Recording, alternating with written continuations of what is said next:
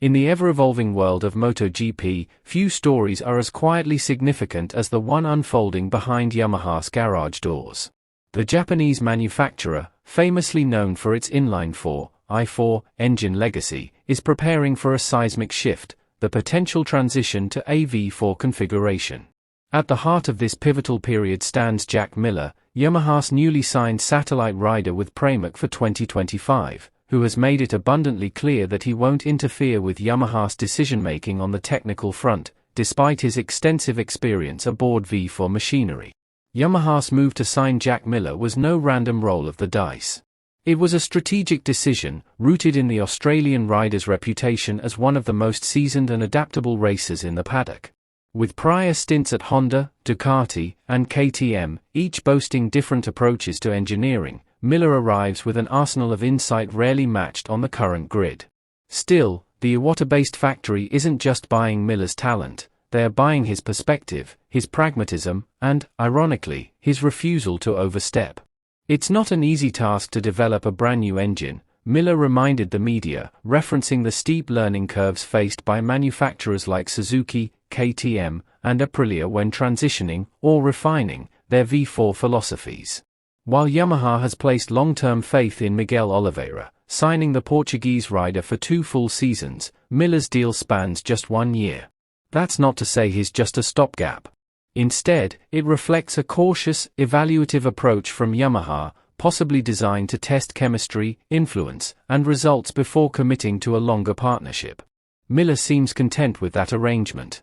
Despite his resume and technical fluency, he has no intention of inserting himself into the inner sanctum of Yamaha's engine room. I trust their decisions 100%, but I'm not going to tell them how to build their bike, he stated firmly. That's not my role.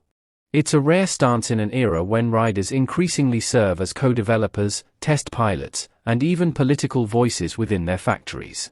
But in true Miller fashion, the message is both simple and sharp. Let the engineers do their job, and let the rider do his.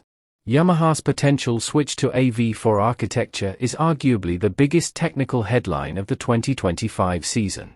It marks a philosophical departure from their long-standing i4 identity, a DNA that delivered world titles with Fabio Quartararo in 2021, and before that, with Valentino Rossi and Jorge Lorenzo. Still, the success of V4 machines in recent years cannot be ignored. Ducati's dominance, KTM's consistent evolution, and Aprilia's surge have all been powered by V4S.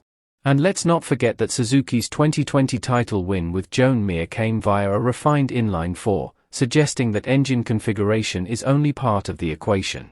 Yamaha knows what they need to do, Miller said, acknowledging that the decision, if made, won't be rushed or emotionally driven. They've seen what works, and they'll take the necessary steps. Miller's presence, even if not directly involved in R&D, may still be more influential than it appears.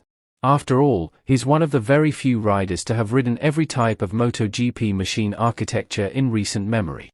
His feedback, even limited to post-race debriefs, will carry the weight of lived experience, especially as Yamaha transitions through an uncharted technical frontier. And while he may not tell them what to do, his performances on track, adaptation to Yamaha's evolving hardware, and comparisons to his prior machines will all serve as indirect guidance for the factory's engineers and strategists. 2025 could prove to be a defining year for Yamaha, not necessarily in terms of podiums, but in laying the groundwork for a new era. With Miller offering experience, Oliveira delivering stability, and engineers feverishly preparing for what could be Yamaha's first V4 in decades, the stakes are high. Jack Miller's decision to remain hands-off in technical matters is not a sign of indifference, it's a sign of maturity. It's a professional understanding that rebuilding Yamaha's MotoGP foundation will require cohesion, not confusion. Engineers must be allowed to lead, and riders must be allowed to ride. If the transition succeeds, Miller will have played his part, not by dictating engineering decisions, but by offering data, consistency, and a steady head in the storm. And if it falters, his honest, unfiltered perspective will be just as valuable. In the complex theater of MotoGP development, sometimes the most strategic move is knowing when to stay out of the way.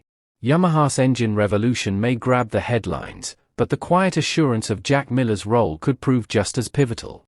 With one foot in the past and one eye on the future, Miller isn't here to rebuild Yamaha, he's here to ride through its reinvention.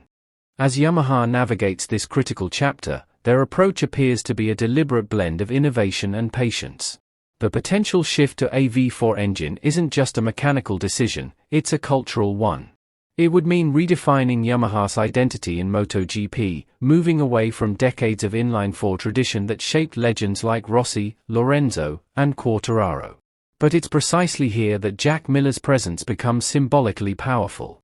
He's not only a rider who understands the intricacies of adapting to new machinery, he's a living bridge between manufacturers who've succeeded and struggled with such transitions. His silent observation and hands-on experience, even without active involvement in engine development, form an invaluable resource. From a team dynamics perspective, Yamaha's one-year deal with Miller may also serve as a low-risk, high-reward experiment. Should the collaboration yield positive synergy, it leaves the door open for extension. If not, both sides walk away with mutual respect and valuable insight gained during a time of transformation.